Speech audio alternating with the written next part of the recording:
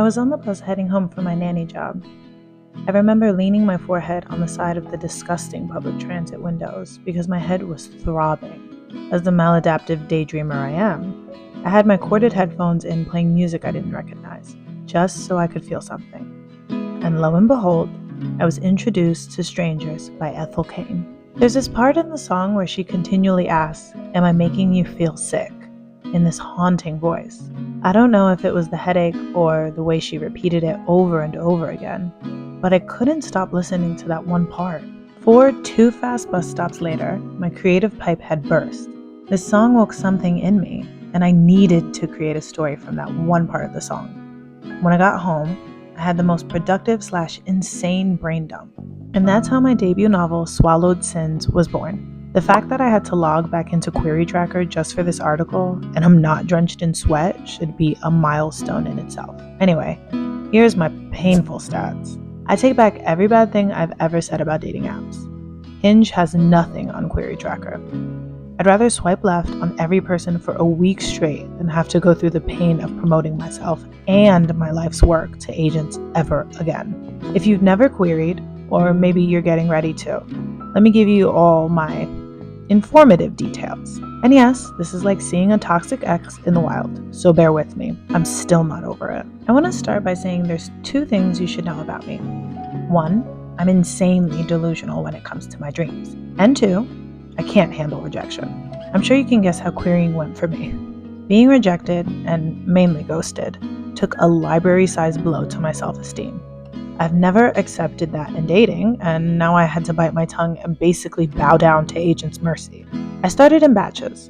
5 to 10 agents would get my query letter, and then whenever I got a rejection, which was a lot, I'd send out more.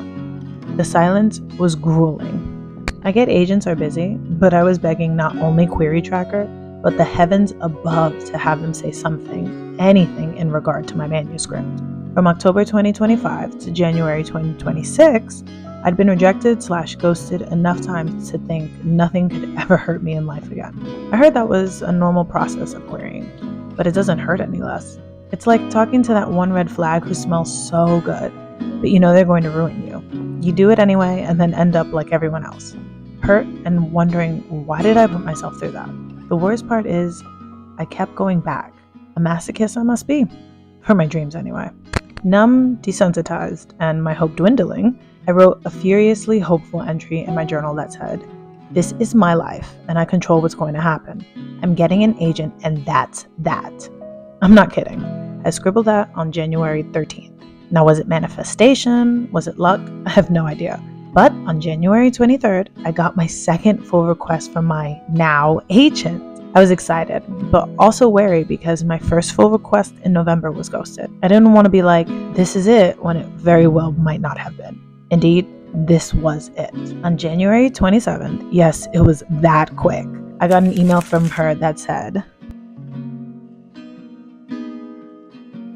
I was in the gym at the time, but when I saw that, I very publicly burst into tears. We spoke the same day.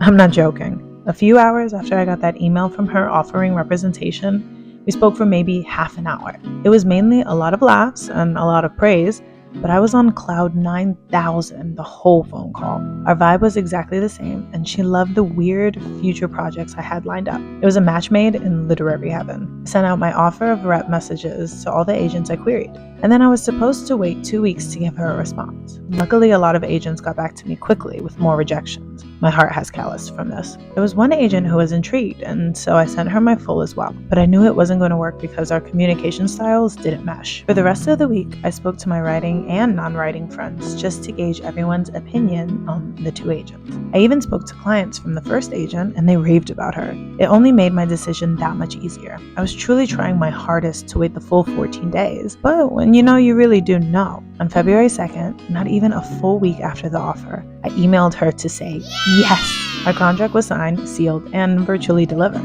Now, here's where things start moving at the speed of light. I know. This seems too good to be true.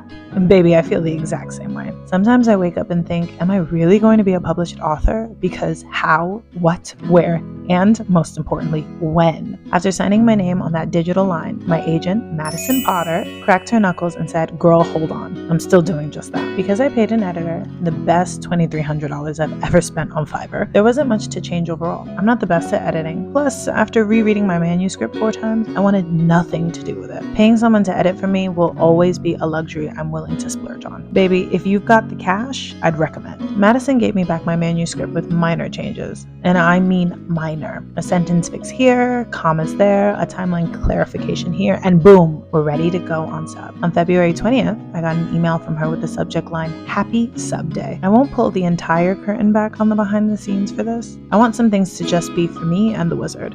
But I can tell you, the list is amazing. And Madison is the best agent I could ask for. As one of my writing friends says, she matches my freak. We went from a call to brainstorming new titles for my manuscript, to crossing our T's and dotting our I's, to now being on sub all in a matter of a month. If you see me in person pinching myself randomly throughout the day, this is why. Talk about a whirlwind. So for every no you've gotten or every pit self-rejection you accidentally fall into, just know it literally, and I mean literally, just takes one yes to change your whole writing journey. Don't give up, never stop running towards your dream. And for the love of all that is magical and woo-woo in this universe, do the damn thing.